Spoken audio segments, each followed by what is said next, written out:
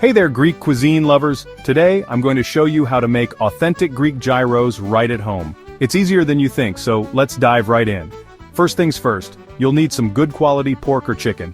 Slice it thinly and marinate with olive oil, garlic, lemon juice, oregano, and salt. Let it sit for a few hours, or even overnight if you have the time.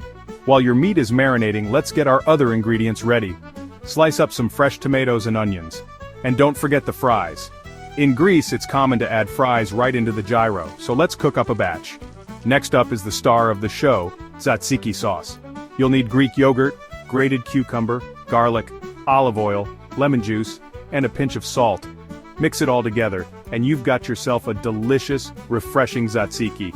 Once your meat is marinated, it's time to fire up the grill. Cook the slices until they're golden brown and juicy. If you don't have a grill, a hot skillet works just fine.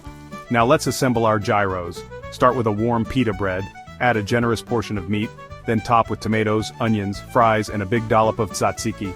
Roll it up and you're ready to go. There you have it, folks. Delicious, authentic Greek gyros made right in your kitchen. Give it a try and let me know how it turns out. Kali orexi, or as they say in Greece, enjoy your meal. Thanks for watching, and don't forget to like and subscribe for more tasty recipes.